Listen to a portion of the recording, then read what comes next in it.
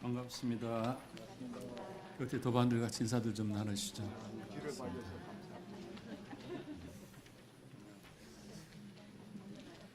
혹한에도 뜨거웠던 17일간의 지구촌 겨울 축제가 감동의 여정을 마무리하는 시간이 되었습니다.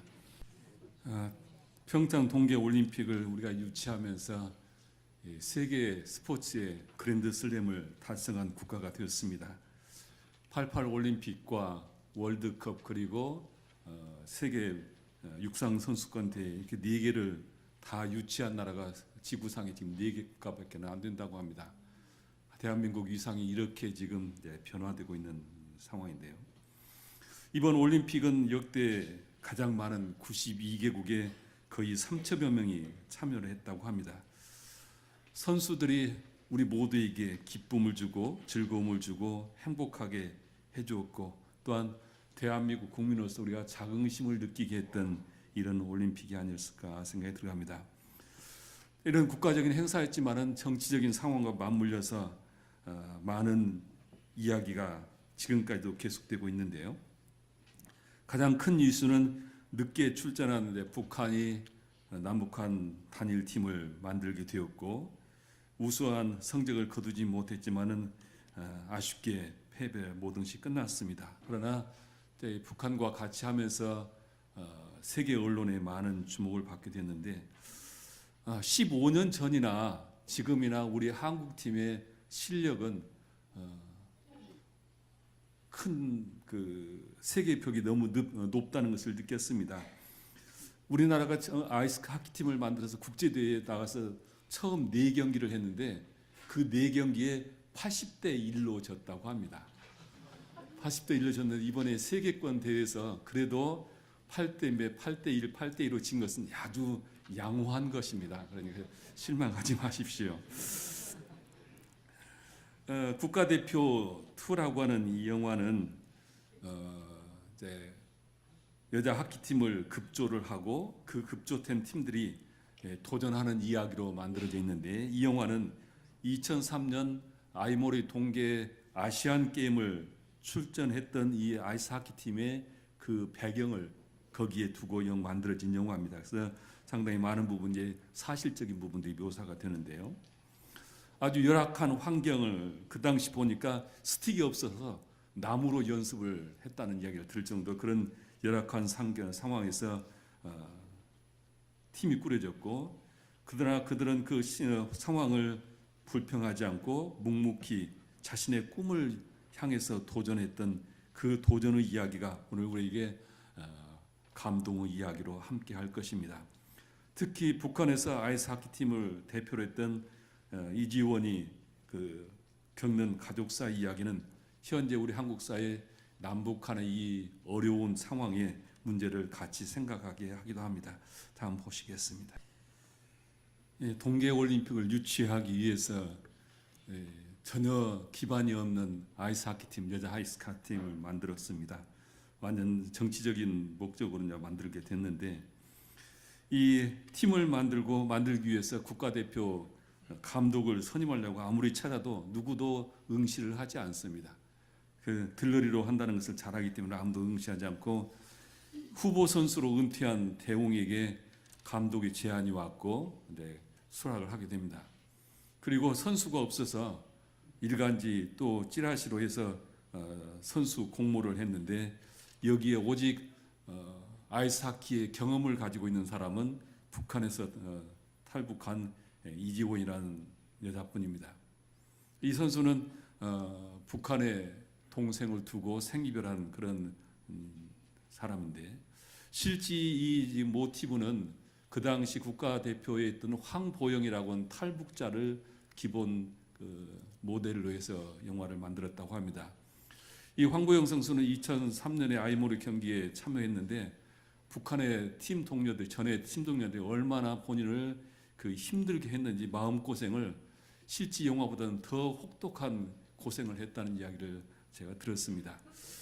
박채경이라는 선수는 쇼트트랙 선수였지만 국민 밉상이 되어서 강제 퇴출돼 가지고 아이스 하키팀으로 오게 되고 필드 하키 출신의 전업주부 고영자 그리고 협회 격리 책임자였던 조미란, 그리고 은퇴한 피겨스케이팅 선수지만 결혼 스펙을 위해서 국가대표 지원한 김가연, 그리고 중학생 인나연 출신의 신소연, 이렇게 이제 6명이 국가대표로 선출이 됩니다. 근데 이들이 첫 경기를 초등학생들하고 했는데 실제 초등학생 경기에서 실제 5대0으로 졌다고 합니다. 이 국가 명색이 국가대표들이. 자, 이렇게 그야말로 오합지졸의 이런 사람들이 어떻게 국제대회에 나갈 수 있을까, 그런 걱정이 되게 만드는 영화입니다. 근데 이 영화를 보면은 그런 시사점을 주는 것 같아요. 그렇게 오합지졸이지만 각자 선수 한 사람 한 사람들이 자신을 포기하지 않고 자신의 꿈을 위해서 열심히 당금질을 하는 이 모습을 보게 됩니다. 누가 내 인생의 조물주일까? 누가 내 인생의 조물주일까? 대산종사 본문에 그런 말씀이 있죠. 부처님께서 49년 설하신 8만 대장경은 일체유심조 이치를 가르치신 것이요, 대종사님께서 28년간 가르치신 교법의 핵심은 용심법이다. 이는 죄와 복이 다 자기 마음 가운데 있으므로 각자의 조물주는 바로 자신임을 밝혀주신 것이다. 이렇게 훈련편은 38장에 말씀을 하십니다. 세상에서 구제하기 제일 어려운 사람은 자기 스스로 자기를 포기한 사람이다, 그런 얘기를 합니다. 그래서 이 자기를 포기하는 사람은 어떤 조건을 만들더라 하더라도 그 사람이 달아서 하기 어렵기 때문에 그 자기를 포기하는 것에 대한 많은 법문들을 하시는데, 우리가 자기 인생을 만들어가는데 가장 중요한 것은 자기를 포기하지 않고 자기 부처에 불공하는 것이 가장 근본이 아닐까. 자기에 대한 사사불공이 바로 사사불공이 자기불공의 가장 핵심이고, 예전부터 말씀에 제절부처를 자기가 잘 이해해야 한다 그랬습니다. 내가 나를 포기하고 내가 나를 비난하고, 그리고 내가 가족을 포기하고 내가 소속된 곳에서 내가 포기하면은 누구도 나를 제도해 주지 않는 것이다. 여기 선수들은 그렇게 오합지졸의 선수들이지만은 그들 한 사람 한 사람은 자신을 포기하지 않고 꿈을 꾸면서 자기를 만들어가는, 이것이 바로 우리 인생을 살아가면서 사사불공의 가장 근본이고 핵심이 아닐까, 그런 생각을 해보게 됩니다. 다음 보시겠어요? 첫 번째 연습 경기에서 초등학생한테 5대0으로 지고 연습장을 뺏기게 됩니다. 그래서 연습장이 없어서 바닷가 어촌에 가서 전지 훈련을 하는 모습을 저희들이 보게 되는데요. 이 훈련이라고 하는 것은 무언가를 반복하고 반복하면서 어느 경지에 도달하기 위해서는 우리가 훈련을 하는 것이죠. 이 팀은 그 어촌에서 기초 체력을 만들고 기술을 배우고 팀워크를 만들어가면서 조금씩 이제 선수로서 역량을 갖추게 됩니다. 예전에 제가 한번 소개한 적이 있는데, 이제 1만 시간의 법칙을 혹시 기억하신 분이 있는지 모르겠습니다. 워싱턴 포스트 기자 출신의 멜컴 글래드웰이 2009년에 발표한 저서가 아웃라이어라고 하는 책이죠. 이 책에서 그런 얘기를 합니다. 빌 게이츠나 비틀즈나 모차르트 등 시대에 대표하는 천재들을 조사를 해봤더니 공통점이 있는데, 그 공통점이 1만 시간의 법칙이다, 그런 이야기를 하고 있습니다. 자신의 분야에서 최고가 되기 위해서는 바로 1만 시간의 꾸준한 노력이 필요하다, 그런 얘기인데요. 1만 시간이라고 하면 하루에 3시간씩 10년 동안 자기 분야에서 우리말로 적공을 하는 것이죠. 그래서 누구나 다 자기 분야에서 하루에 3시간씩 10년만 투자하면 다 전문인이 될 수 있다, 그렇게 강조라는 책입니다. 이 이론에서 최근에는 좀 더 이제기를 해요. 재능이라고 하는 것인데 재능을 무시하고 그렇게 시간만 투자한다고 되는 건 아니다, 그런 얘기를 합니다만은, 천재는 노력하는 사람을 이기지 못하고 노력하는 사람은 즐기면서 하는 사람을 이기지 못한다. 또한 즐기면서 하는 사람은 그 일이 즐거워서 하는 사람을 이기지 못한다. 이런 말이 있습니다. 공자님께서도 이제 그런 말씀을 하셨죠. 이 하는 방법만 아는 사람은 좋아서 하는 사람만 사람만 못하고, 좋아서 하는 자는 즐기면서 하는 사람과는 사람이 못지 않다. 그 사람 이길 수 못하다. 그런 말씀을 하셨는데, 훈련이라고 하는 것이 자기 스스로 필요에 의해서 자기 스스로 좋아하면서 하면은 그것이 자기 성취감을 일으키는 거지만은 억지로 하는 것은 이제 고행이죠. 이번에 올림픽에서 18살 먹었던 클로이 킴이라고 하는 그 여자 선수가 환상적인 경기를 했는데요. 그 금메달 따고 나서 인터뷰에 그런 얘기를 하더라고요. 자기 생활 신조는 18살 먹은 선수가 하는 세계예요. 내 생활 신조는 다른 사람이 뭐라 해도 신경 쓰지 말자. 오직 재미있게 즐기면서 살자. 그래서 하루에 연습을 19시간을 하면서도 자기는 즐겁게 연습을 했다. 이제 그런 얘기를 하는 것을 들었습니다. 저는 이 교당을 운영하면서 늘 제가 짊어진 과제가 하나였습니다. 대종사님의 이 가르침을 어떻게 하면은 즐겁게 모두가 신앙하고 수행할 수 있을까? 신앙도 수행도 본공도 어떻게 하면은 즐겁게 할 수 있을까?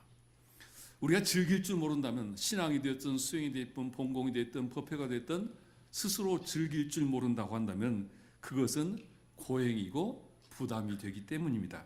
그래서 저희 강남교당이 득도보다는 낙도가 먼저라는 것을 자꾸 강조를 하는 것은 신앙생활이 우리가 낙도의 삶 속에서 이루어져야 그것이 더욱더 크게 성장하고 신앙이 더 깊어지기 때문이라고 봅니다. 원불교 교법의 핵심은 진리적 종교의 신앙과 사실적 도덕의 훈련을 통해서 광대무량한 세상을 만드는 것이 원불교 교법의 가장 핵심이죠. 우리의 삶이라고 하는 것은 복로그 원천이 마르지 않게 하는 그 방법은 바로 진리적 종교의 신앙과 사실적 도덕의 훈련에 있습니다. 그런데 우리가 신앙이 됐든 수행이 됐든 이것이 저절로 이루어지는 것이 아니라 반복의 과정을 통해서 성숙이 되어 가는 것이죠. 그래서 우리가 이 신앙을 중시를 하는 종교도 있습니다만 신앙 중심만으로는 완벽한 종교를 완성할 수가 없어서 대종사님께서는 신앙과 수행을 병행을 말씀하셨고 또한 사실적 도덕의 훈련을 말씀을 하셨습니다. 우리가 지금 법회를 보는 것도 하나의 훈련이죠. 이 훈련이 즐거워야 한다 그런 말씀인데 2월달 교화단을 마치고 생수 5단에서 제출한 단어 일지를 보니까 어느 신입교도가 매일 이론상 서울문을 50독서해서 100일 동안 했다고 하는 그 내용이 기록되어 있었습니다. 아마 이 신입교도가 어디에서 이론상 서울문에 대한 동기부여를 받으셨을 텐데 그 50독 매일 50독을 100일 한다는 것은 본인이 스스로 그 정진의 기쁨을 모르고는 하지 못했을 것입니다. 그 50독을 하면서 느끼는 그 기쁨이 있었기에 즐거움이 있었기에 이런 정진을 했을 거라고 보는데요. 요즘 신입교도들을 보면은 그냥 누가 가자고 해서 오는 사람보다는 스스로 무언가 구하고자 오는 사람들이 꽤 많습니다. 그래서 기성교도님들을 이제 긴장시키는 정진들을 하는데 이러한 우리 강남교당의 모습들이 아마도 미래를 더 밝게 하는 것이 아닐까. 그제는 아주 젊은 아기 엄마들이 천일 기도를 하겠다고 세 사람이 발언을 하고 저한테 기도문을 부탁을 하던데 이러한 정진의 그 노력들이 그것이 의무감이 아니라 스스로 필요에 의해서 이루어지는 즐거움이 될 때 더욱더 우리 신앙은 행복함을 주지 않을까 생각이 들어가고요. 금년에 우리 강남교당은 교도 정기 훈련으로 가지 않고 각 법위별로 교당에서 자기 근기에 맞게 훈련을 하게 될 겁니다. 이것은 자기의 근기에 맞게 낙도의 정진 기간이 될 수 있도록 하기 위해서 준비를 하는 것이고 3월부터 시작을 하게 될 것입니다. 우리가 이 모든 세상의 일은 의무감으로 책임감으로 하는 것보다는 즐기면서 즐거워서 하는 일을 할 수 있다면 얼마나 좋을까. 특히 우리 신앙생활은 그렇게 해야 하지 않을까 생각을 하게 됩니다. 다음 보시죠. 연습과 연습을 해서 협회장이 내 출전을 안 시켜주는 것을 억지로 울고 때를 써가지고 아이모레드 시합에 나가게 됩니다. 선수들은 연습을 했고 자신들의 실력을 아마 평가받고 싶었을 것입니다. 첫 번째 시합 상대가 중국이었는데요. 여기서는 지금 경기가 점수가 많이 그렇게 않습니다만 실제 경기에서는 30대 0인가 30대 1로 졌던 게임이 있거든요. 이게 지금 중국한테. 처음에 들어가서 너무 긴장을 하고 한 번도 그 많은 관중 앞에서 또 해외 선수들하고 시합을 해보지 않았던 시합이기 때문에 그렇게 큰 차로 졌을 것입니다. 우리가 살아가면서 경험이라고 하는 것이 얼마나 중요한가를 생각하게 하는데요. 원불교의 대종사님의 가르침은 속세를 떠나서 산속에서 교당에서만 하는 수행이 아니라 생활 속에서 공부를 하고 생활 속에서 수행을 하고 생활 속에 우리의 신앙을 할 수 있도록 교법이 되어 있죠. 그래서 우리는 나에게 주어진 경계, 나에게 나쁜 환경을 탓하는 것이 아니라 그 환경을 넘어설 수 있는 힘을 기르도록 대종사님께서는 우리에게 마음 공부를 늘 말씀을 하시죠. 그래서 우리 원불교의 종교는 속세를 떠나서 있는 종교가 아니라 속세 속에서 교법을 발현하게 되어 있고, 그래서 대종사님께서는 종교를 시대화, 생활화, 대중화해서 우리 생활 속에서 교법을 체득하게 하셨고, 그것이 바로 불법시 생활이요 생활시 불법으로 표출을 하셨죠. 바로 이 불법시 생활, 생활시 불법이 사사불공의 방법이기도 하죠. 이렇게 첫 회전을 무참하게 치고 인류에서 하나도 득점을 못했는데 세 번째 첫 골을 기록하면서 서로 모두가 믿기지 않는 기적이라고 얘기를 합니다. 이번 올림픽에서 여자 하키팀이 첫 골을 넣었을 때 얼마나 우리가 환호를 했던가 이제 생각을 하면은 그 15년 전을 그때의 기쁨을 우리가 상상을 할 수 있을 것입니다. 자신감을 회복한 이 한국 선수들은 카자흐스탄하고 경기를 통해서 역전의 드라마를 쓰고 마지막 교체지인 일본과 경기를 하는데 팽팽한 경기를 하다가 심판의 봐주기 진행으로 2대1로 지는 게임으로 이렇게 우리에게 보여지고 있습니다. 우리가 세상을 살아가는 데는 보면은 혼자 자기만이 개척해야 할 분야가 있고 또한 더불어 함께 해야 할 분야가 있죠. 운동도 그런 것 같습니다. 개인 종목이 있는가 하면 단체 종목이 있는데, 그런데 개인 종목보다는 단체 종목이 사람들에게 감동을 주고 또한 단체 종목이 사람들을 하나로 응집하는 힘을 가지고 있지 않은가.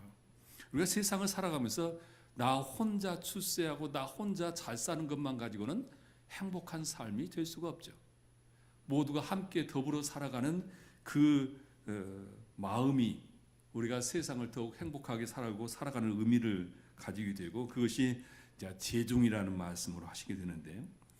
저는 이제 대산종사님 법문을 제가 받들었던 법문 중에 기억나는 법문이 대서원, 대정진, 대불과, 대불공, 대자유, 그리고 대합력이라고 하는 이 6대 법문이 저는 기억이 나는데요.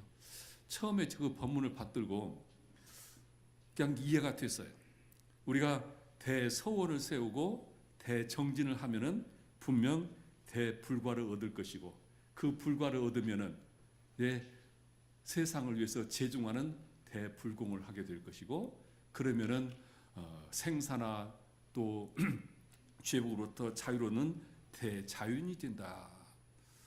거기까지는 제가 하나도 이해가 없이 그냥 그 말씀이 저절로 이해가 됐는데, 그 뒤에 대합력이라는 단어를 넣으셔서 왜 이 대합력이 들어갈까? 그것이 화두처럼 제 머릿속에 남았습니다. 제가 여쭈지도 못하고 혼자 화두처럼 이렇게 생활했는데, 이 인생을 살면서 교단 생활을 하면 할수록 이 대합력이라는 법문이 얼마나 큰 법문인가를 알게 됩니다.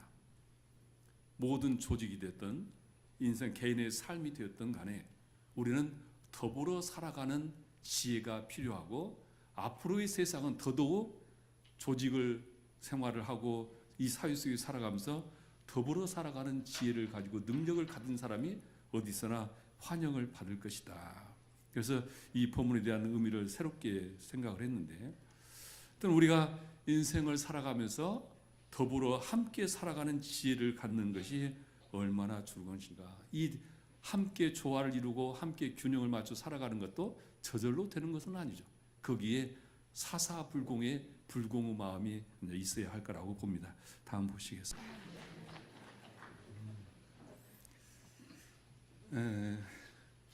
한국의 주전선수인 리지원은 북한에 동생을 두고 또 가족이 동의 없이 아버지가 탈북을 주도를 해서 아버지와 갈등이 깊어진 남한 생활을 하고, 그 동생을 북한에 남겨둔 것은 스케이트 한 짝을 잊어버려서 그걸 찾아오러 쫓아냈다가 결국은 생이별을 해서 서로 헤어지게 되었습니다. 동생의 원망과 죄책감에 이제 패닉에 빠졌고, 전 북한 선수들의 거친 견제로 EPL에 대해 그 경기를 나서지 못하게 됩니다. 부상을 당하고, 그러다가 그 어린 선수 동생들이 그 투혼을 보고 다시 3피리오드에 출전을 해서 동점을 만들게 되고, 그렇게 경기는 끝나게 됩니다. 그래서 이 북한하고 한국이 메달이 하나도 얻지를 못했는데, 공항에서 대기하던 중 동생으로부터 잃어버렸던 그 신발을 돌려받고 출국장에 가서 서로 화해와 예별 이고의 그 고통을 나누는 모습을 보게 됩니다. 2004년에 세계 선수권대회에서 동생을 다시 이제 만나는 그런 영화로 이제 마무리가 되는데요. 2003년이나 2018년 현재나 북한과 한국의 관계는 지금도 변함이 없이 서로 그렇게 마주보고 있는 것 같습니다. 이번 올림픽에 북한이 순수한 목적은 아니었겠죠. 단일침을 만들고 응원단을 보내고 공원을 보냈던 것은 순수한 목적은 아니었습니다. 우리는 잘 알고 있습니다. 일부에서는 평창 올림픽을 평양 올림픽이라고 프레임을 걸어서 비판을 하기도 하는데요. 우리가 그들은 저희를 잘 알고 그들은 저희를 오히려 잘 활용을 해서 남과 북이 서로 하나로 만날 수 있는 기회를 만들어가는 것이 우리에게 지금 필요하지 않을까 생각이 들어갑니다. 우리는 하나라고 하는 그들의 응원처럼 우리 종교인들은 정치적인 그런 입장을 떠나서 남과 북이 서로 공생공영하면서 함께 살아갈 수 있는 그 기운을 만들어내는 것이 우리가 해야 할 일이 아닐까 생각이 들어갑니다. 예전에 소개드렸듯이 대산종사께서 멸공과 반공이 국시가 되고 싶은 그 시대에 모두를 멸공을 하자고 하지만 극단으로 하면 안 되나니 멸공보다는 반공이 낫고 반공보다는 승공이 낫고 승공보다는 용공이 낫고 용공보다는 화공이 낫고 화공보다는 구공이 나으리라. 그러므로 우리는 남과 북이 한 형제요 동포임을 하루속히 깨달아 서로 용서하고 포용하며 화합하고 융화해낼 수 있는 실력을 갖춰야 한다고 하는 그 본문의 말씀이 지금 수십 년이 흘렀습니다만 지금도 큰 울림이 되고 있습니다. 2월 달에 설교를 복록이 마르지 않는 삶에 대한 말씀을 드렸습니다. 우리 모두는 복록이 마르지 않는 그런 삶을 원하고 있습니다. 대부분의 종교에서는 이 길을 여러 가지로 얘기합니다만은 대표적인 것이 이제 기도를 하면 모든 복록의 원천이 마르지 않는다고 하는데, 대종사님께서는 진리불공과 사실불공이라는 두 가르침을 주셨죠. 그래서 이 대종사님께서 과거의 불공과 같이 천지에게 당한 지복도 불쌍하게 빌고, 부모에게 당한 지복도 불쌍하게 빌고, 동포에게 당한 지복도 불쌍하게 빌고, 법률에게 당한 지복도 불쌍하게 빌 것이 아니라 그러셨죠. 과거 종교는 모든 죄복을 갖다가 특정한 신에게 다 빌었지만은 앞으로는 그렇게 해서는 안 된다. 우주만유는 곧 법신불에 응하시니 당하는 곳마다 부처님이요 일일이 불공법이라. 천지에게 당한 죄복은 천지에게, 부모에게 당한 죄복은 부모에게, 동포에게 당한 죄복은 동포에게, 그리고 법률에게 당한 죄복은 법률에게 비는 것이 사실적인 동시에 반드시 성공하는 불공법이다. 이렇게 법문을 해주셨죠. 사실불공, 당처불공이 없는 진리불공만으로 하면은 사람들에게 요행심만 부추기고 혹 또는 혹세무민의 길을 갈 수가 있습니다. 대종사님께서는 당처 진리불공과 함께 당처불공을 말씀하셨습니다. 우리는 모두가 복락의 원천이 마르지 않는 삶을 원합니다. 그러기 위해서는 우리가 진리불공과 당처불공으로 반드시 성공하는 불공법으로 우리의 삶이 늘 법신불 사은님의 호렴 속에 살아가기를 염원을 드립니다. 합장하시겠습니다. 법신불 사은이시여, 저희 한민족들은 가난과 질병과 전쟁을 삼재라 여기고 이 입춘이 되면 삼재풀이 기도를 하면서 한 해를 염원해 왔습니다. 또한 저희들은 탐욕과 분노와 어리석음의 탐진치가 근본이 되어서 죄악의 굴레를 벗어나지 못하고 있음을 알기에 이 탐진치 삼독심을 녹여내기 위해서 정진하고 또한 정진하고 있습니다. 대종사님께서는 진리적 종교의 신앙을 통해서 나무 뿌리가 땅을 만난 것 같은 그런 자신을 만난 타력을 얻는 길을 열어주셨고, 사실적인 도덕의 훈련으로 또한 사사불공으로 저희들에게 당처에서 죄복을 구할 수 있는 길을 열어서 저희들에게 광대무량한 낙원의 길로 인도해 주셨습니다. 법신불 사은이시여, 저희들에게 늘 진리적 종교의 신앙과 사실적 도덕의 훈련을 통해서 광대무량한 삶을 살아갈 수 있도록 늘 호렴해 주시고 그 길로 저희들을 인도해 주시옵소서. 저희들 마음 모아 일심으로 비옵나이다.